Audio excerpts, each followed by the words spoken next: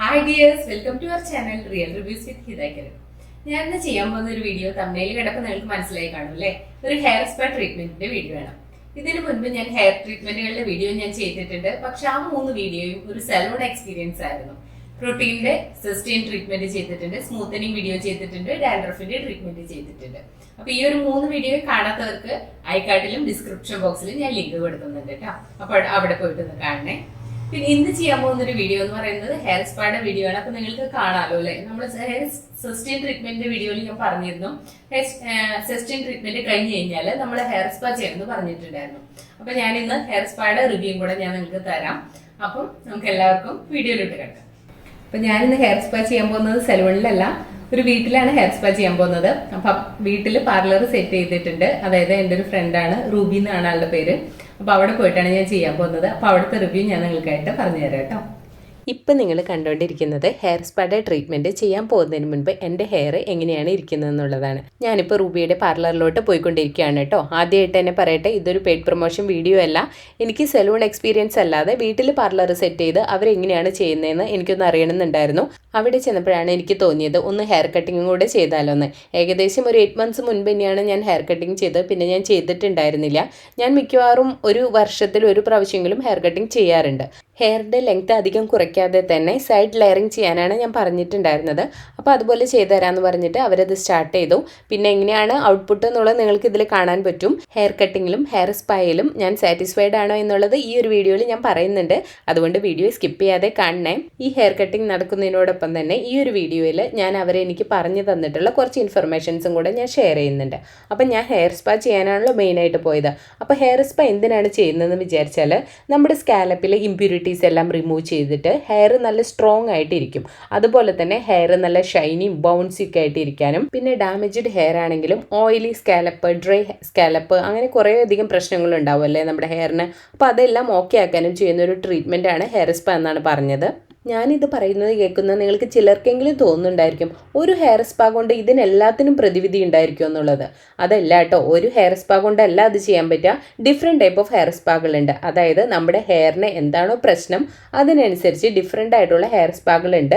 അപ്പം നമ്മുടെ ഹെയറിനുള്ള പ്രശ്നങ്ങൾ ഒന്നില്ലെങ്കിൽ നമ്മൾ അവരുടെ അടുത്ത് പറയണം എന്ത് ടൈപ്പ് ഓഫ് ഹെയർ സ്പായാണ് വേണ്ടത് എന്നുള്ളത്. അല്ലെങ്കിൽ നമ്മുടെ ഹെയറിനുള്ള പ്രശ്നം അവർ തന്നെ മനസ്സിലാക്കിയിട്ട് ഏത് ടൈപ്പ് ഓഫ് ഹെയർ സ്പായാണ് നമുക്ക് യൂസ് ചെയ്യേണ്ടത് എന്നുള്ളത് അവർ തന്നെ സജസ്റ്റ് ചെയ്യും. അപ്പോൾ അതിനനുസരിച്ചിട്ട് വേണം നമ്മൾ ഹെയർ സ്പാ ചെയ്യുന്നതിന് വേണ്ടിയിട്ട്. ഇപ്പോൾ ഹെയർ സ്പാനെ കുറിച്ച് ഏകദേശം ഒരു ധാരണ കിട്ടിയല്ലോ അല്ലേ. എൻ്റെ ഹെയർ കട്ടിങ് കഴിഞ്ഞു, ഇനി ഹെയർ സ്പായിലോട്ട് കിടക്കാം. അപ്പോൾ എൻ്റെ ഹെയറിൻ്റെ പ്രോബ്ലം എന്തായിരുന്നു എന്ന് വെച്ച് കഴിഞ്ഞാൽ ഡ്രൈ ആയിട്ടുള്ള സ്കാലപ്പും ഡ്രൈ ഹെയറും ആണ്. അപ്പോൾ അതിന് വേണ്ടിയിട്ടുള്ള ഒരു ഹെയർ സ്പാ ആണ് ഞാൻ യൂസ് ചെയ്യുന്നത്. ഡീപ്പ് നറിഷിങ് ഷാമ്പു ഉപയോഗിച്ചിട്ട് ഹെയർ വാഷ് ചെയ്യും. അതിനുശേഷം ഹെയറിൻ്റെ ഡ്രൈനെസ്സും സ്കാലപ്പിൻ്റെ ഡ്രൈനെസ് എല്ലാം പോകുന്നതിന് വേണ്ടിയിട്ട് ഒരു type of smoothening cream use ചെയ്യും. ആ ക്രീമിലോട്ട് ഒരു ഇൻഫ്യൂഷനായിട്ട് ഒരു സെറം ആഡ് ചെയ്യുന്നുണ്ട്. ആ ഒരു സെറാണ് നിങ്ങൾക്ക് കാണുന്നത്. അപ്പോൾ ഇനി പ്രൊസീജിയറിലോട്ട് കിടക്കാം കേട്ടോ. മുൻപുള്ള എൻ്റെ ഹെയർ ട്രീറ്റ്മെൻറ്റിൻ്റെ വീഡിയോസ് കണ്ടാൽ നിങ്ങൾക്ക് എല്ലാവർക്കും അറിയാൻ പറ്റും എൻ്റെ കെമിക്കലി ട്രീറ്റഡ് ആയിട്ടുള്ള ഹെയർ ആണ്. അപ്പോൾ ആദ്യം തന്നെ ഡീപ്പ് നറിഷിങ് ഷാമ്പു ഉപയോഗിച്ചിട്ട് ഹെയർ നന്നായിട്ട് വാഷ് ചെയ്യുന്നു. വാഷ് ചെയ്തതിന് ശേഷം മാത്രമാണ് ബാക്കിയുള്ള കാര്യങ്ങൾ ചെയ്യുന്നത്. അപ്പോൾ ഹെയർ വാഷ് ചെയ്തുകൊണ്ടിരിക്കുകയാണ്.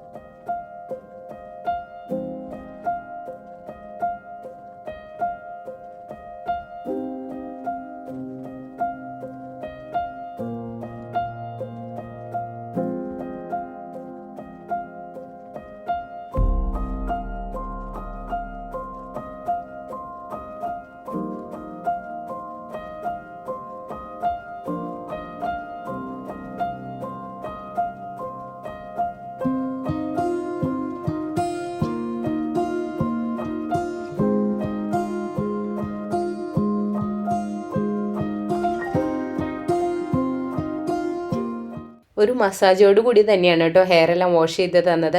ഹെയർ എല്ലാം വാഷ് ചെയ്തതിന് ശേഷം നല്ലൊരു ടവൽ എടുത്തിട്ട് എൻ്റെ ഹെയറിലുള്ള വെള്ളമെല്ലാം പതുക്കെ ഒപ്പിക്കളയാണ് ചെയ്തത് കേട്ടോ. ലോങ് ഹെയർ ആയതുകൊണ്ട് തന്നെ അധികം റബ്ബ് ചെയ്തില്ല. റബ്ബ് ചെയ്താൽ അത് ഹെയറിന് ദോഷമാണെന്നും പറഞ്ഞു. അതുമാത്രമല്ല നമ്മളുടെ മുടി നന്നായി കൊഴിയാൻ സാധ്യതയുണ്ട്, ഹെയർ ഫാളിലും സാധ്യതയുണ്ട്. അതുകൊണ്ട് തന്നെ ഒരു വലിയ ടവലെടുത്ത് എല്ലാ വെള്ളവും പതുക്കെ പതുക്കെ ഒപ്പിയാണ് കളഞ്ഞത്. ഓയിലി ഹെയർ ഉള്ളവർക്ക് കുറച്ച് നേരം ഷാമ്പൂ തലയിൽ തേച്ച് പിടിപ്പിച്ചതിന് ശേഷമാണ് കഴുകി കളയാന്നാണ് പറഞ്ഞത്.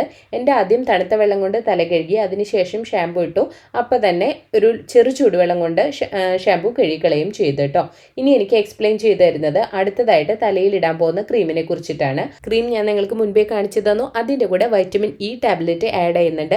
ബ്ലാക്ക് കളറിലുള്ള വൈറ്റമിൻ ഇ ടാബ്ലറ്റ് ആണ് ആഡ് ചെയ്യുന്നത്. അതെന്തുകൊണ്ടെന്ന് വെച്ചാൽ എൻ്റെ ട്രീറ്റ്മെൻറ്റഡ് ഹെയർ ആയതുകൊണ്ട്. അതിൻ്റെ കൂടെ ഒരു ലിക്വിഡ് ആഡ് ചെയ്യുന്നുണ്ട്. നേരത്തെ പറഞ്ഞ ഇൻഫ്യൂഷൻ ആയിട്ടുള്ള ഒരു സെറം ആഡ് ചെയ്യുന്നുണ്ട്. അതുകൂടെ ആഡ് ചെയ്തതിന് ശേഷം ഇവയെല്ലാം നന്നായി മിക്സ് ചെയ്യണം. നന്നായി മിക്സ് ചെയ്തതിന് ശേഷമാണ് നമ്മുടെ സ്കാലപ്പിലും ഹെയറിലും ഇതെല്ലാം തേച്ച് പിടിപ്പിക്കുന്നത്. ഇത് കുറച്ചധികം നേരം എടുക്കുന്ന ഒരു പ്രോസസ്സാണ്. പെട്ടെന്നൊന്നും ചെയ്യാൻ പറ്റില്ല. നമ്മുടെ ഹെയറിൻ്റെ, അതായത് ഫോർഹെഡിൻ്റെ മുകളിലായിട്ട് സ്റ്റാർട്ട് ചെയ്യും. അവിടെ നിന്ന് തുടങ്ങി ബാക്കിലോട്ട് പോയിട്ട് തിരിച്ച് അവിടെ തന്നെ അവസാനിക്കുന്ന രീതിയിലാണ് ഈ ക്രീം എല്ലാം അപ്ലൈ ചെയ്തുകൊണ്ടിരിക്കുന്നത്.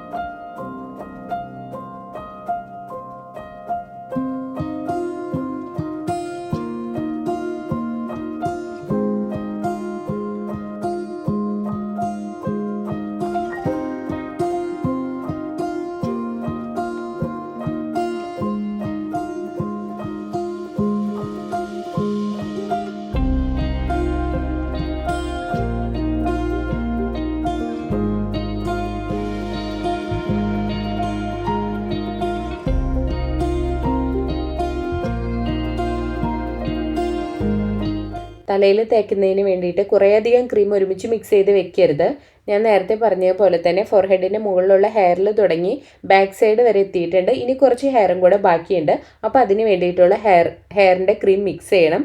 അതിന് വേണ്ടിയിട്ട് ഒരു ഹാഫ് വൈറ്റമിൻ ഇ ടാബ്ലറ്റും കൂടെ യൂസ് ചെയ്യുന്നുണ്ട്. ഫുൾ എമൗണ്ട് വേണ്ടി വരില്ല, ഹാഫേ വേണ്ടി വന്നുള്ളൂ. അപ്പോൾ 1.5 വൈറ്റമിൻ ഇയുടെ ടാബ്ലറ്റാണ് എനിക്ക് വേണ്ടിയിട്ട് യൂസ് ചെയ്തത്. അപ്പോൾ അതിൻ്റെ ക്രീമാണ് യൂസ് ചെയ്തത്. പിന്നെ നേരത്തെ പോലെ തന്നെ ഇൻഫ്യൂഷനായിട്ടുള്ള ആ സെറം യൂസ് ചെയ്തു. വീണ്ടും ആ പ്രൊസീജിയർ തുടങ്ങി. അപ്പോൾ ഈ പ്രൊസീജിയർ ചെയ്യുന്നതിനോടൊപ്പം തന്നെ കൈ ഉപയോഗിച്ചിട്ട് നന്നായിട്ട് സ്കാലപ്പ് മസാജ് ചെയ്ത് കൊടുക്കുന്നുണ്ട്. മസാജ് ചെയ്ത് കൊടുക്കുമ്പോൾ ആ ക്രീം നമ്മുടെ മുടിയുടെ ഉള്ളിലോട്ടും, അതായത് സ്കാലപ്പിൻ്റെ അവിടെയിലോട്ടൊക്കെ ഇറങ്ങുന്നതിന് വേണ്ടിയിട്ടാണ് ചെയ്യുന്നത്. മാത്രമല്ല ബ്ലഡ് സർക്കുലേഷൻ കൂടുന്നും അവർ പറയുന്നുണ്ട്.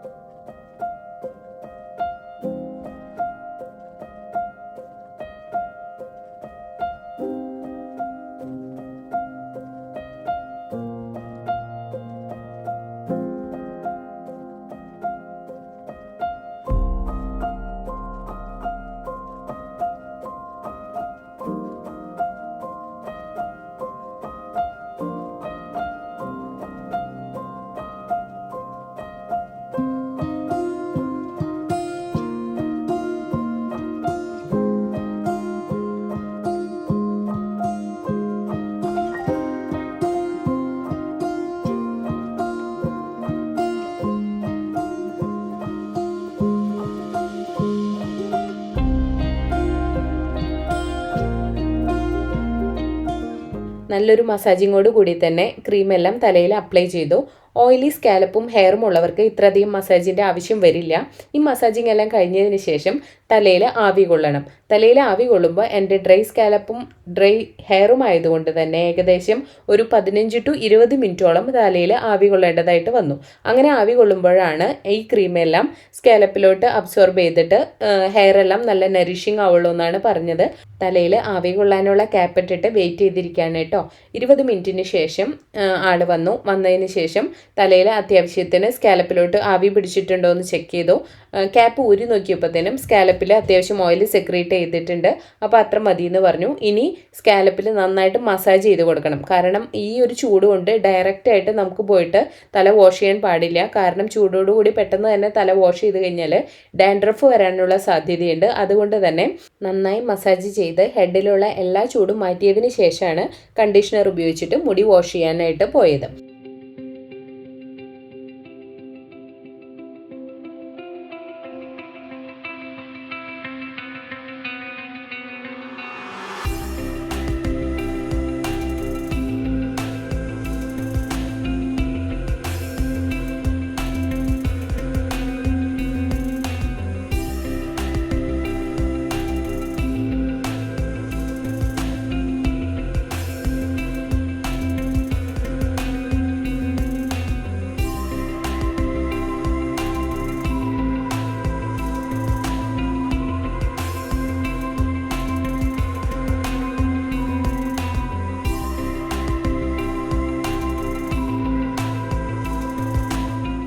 ഹെയർ സ്പായുടെ ലാസ്റ്റ് സ്റ്റെപ്പിലോട്ട് കിടക്കുകയാണ്.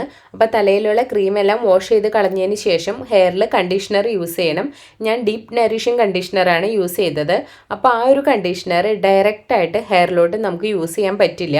അപ്പോൾ അതിലോട്ട് കുറച്ച് വെള്ളം ചേർത്തതിന് ശേഷം നന്നായിട്ട് മിക്സ് ചെയ്യണം. നന്നായിട്ട് മിക്സ് ചെയ്ത് കഴിയുമ്പോൾ അതൊരു മിൽക്ക് ഫോമിലായിട്ട് മാറും. അപ്പം ആ ബ്രഷുമൊക്കെ ഇങ്ങനെ ലൂസായിട്ട് ഒഴുകുന്ന ഒരു ഫോമിലായിട്ട് മാറും. ആ ഒരു ഫോമിലായിട്ട് മാറിയതിന് ശേഷം മാത്രമാണ് തലയിൽ യൂസ് ചെയ്യാൻ പറ്റുള്ളൂ. അപ്പോൾ ഇങ്ങനൊരു ഫോമിലായതിന് ശേഷം അതെന്ത് ചെയ്യും, അവിടെ കുറച്ച് നേരം റെസ്റ്റ് ചെയ്യാൻ വെക്കും. ഒരു 2 മിനിറ്റ്സ് റെസ്റ്റ് ചെയ്യാൻ വെക്കും. അതിനുശേഷം മാത്രമാണ് എൻ്റെ തലയിൽ അപ്ലൈ ചെയ്തിട്ട് തന്നത്. അപ്പോൾ തലയിലല്ല, സ്കാലപ്പിൽ കണ്ടീഷണർ ഒരിക്കലും യൂസ് ചെയ്യാൻ പാടില്ല. ഹെയറിൽ മാത്രമേ യൂസ് ചെയ്യാൻ പാടുള്ളൂ. ഇപ്പം കാണുന്നത് തലയിൽ തേച്ച് പിടിപ്പിച്ചിട്ടുള്ള ഹെയർ സ്പായുടെ ക്രീം വാഷ് ചെയ്ത് കളയാണ് ചെയ്യുന്നത്. അതിനുശേഷം വെള്ളം ഒഴിച്ചിട്ട് മിക്സ് ചെയ്ത് വെച്ചിട്ടുള്ള കണ്ടീഷണർ ഹെയറിൽ അപ്ലൈ ചെയ്യുന്നു.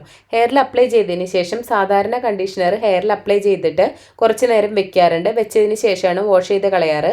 പക്ഷേ ഈ ഒരു ഹെയർ സ്പായിൽ കണ്ടീഷണർ അപ്ലൈ ചെയ്തതിന് ശേഷം അപ്പം തന്നെ വാഷ് ചെയ്ത് കളയാണ് ചെയ്യുന്നത്. കാരണം ഓൾറെഡി സ്പായുടെ ക്രീം അപ്ലൈ ചെയ്ത് ആവിയെല്ലാം കൊണ്ടപ്പോൾ തന്നെ സ്കാലപ്പിലും ഹെയറിലെല്ലാം ഓയിൽ നന്നായിട്ട് സെക്രീറ്റ് ചെയ്തിട്ടുണ്ട്.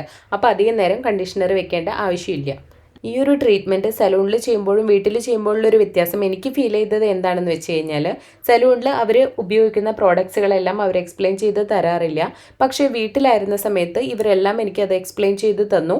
പിന്നെ അത് മാത്രമല്ല, അധികം തിരക്കില്ലാതെ നമുക്ക് ആവശ്യമുള്ള സമയം എടുത്തിട്ട് നന്നായിട്ട് ഈ ഒരു സ്പായുടെ ട്രീറ്റ്മെൻറ്റ് എനിക്ക് ചെയ്ത് തന്നായിട്ടായിരുന്നു എനിക്ക് അനുഭവപ്പെട്ടത്. ഹെയറിൽ കണ്ടീഷണർ അപ്ലൈ ചെയ്തിട്ടുണ്ട്, ഇനി വാഷ് ചെയ്യണം. और अगर इसका क्रीम फेस या सर पे जाता है ना तो वो भी अच्छा है, ये कोई खराब नहीं है क्योंकि प्योर प्रोटीन है।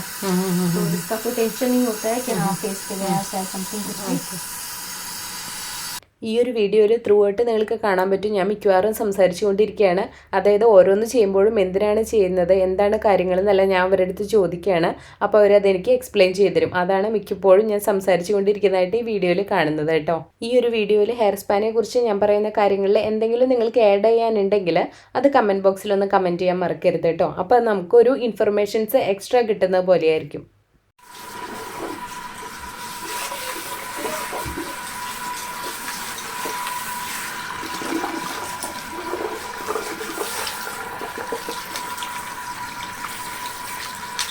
ഹെയർ വാഷിംഗ് എല്ലാം കഴിഞ്ഞു. മുൻപ് ചെയ്ത പോലെ തന്നെ ഡ്രൈ ആയിട്ടുള്ള ഒരു ടവൽ ഉപയോഗിച്ചിട്ട് ഹെയറിലുള്ള എല്ലാ വാട്ടറും ഒപ്പിയെടുക്കുകയാണ് ചെയ്യുന്നത്, റബ്ബ് ചെയ്യുന്നില്ല.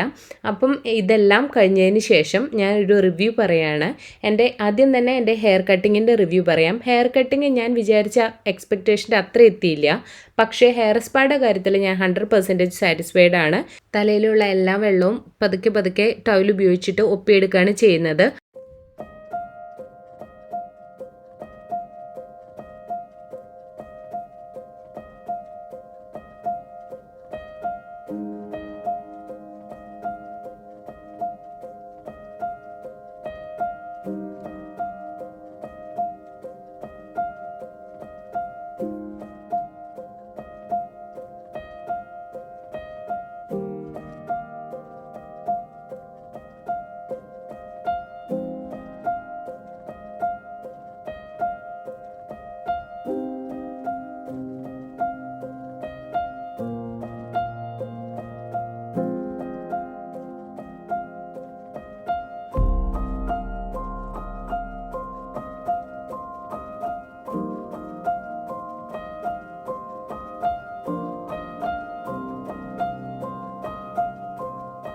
ഹെയർ സ്പാ ചെയ്തതിന് ശേഷം ഹീറ്റിൻ്റെ മോഡിലിട്ടിട്ട് ഹെയർ ഡ്രയർ ഉപയോഗിച്ചിട്ട് ഒരിക്കലും മുടി ഉണക്കി തരാറില്ല.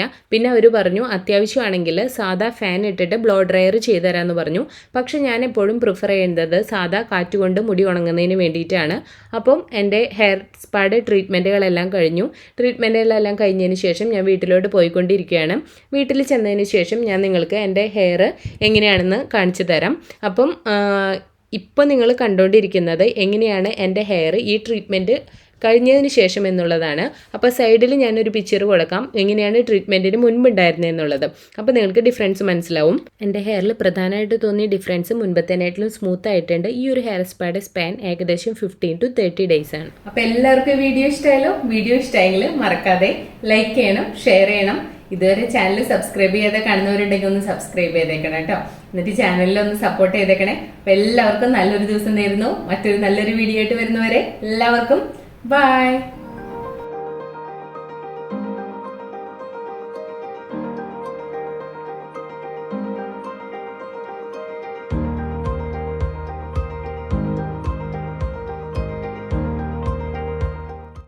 Like, share, subscribe.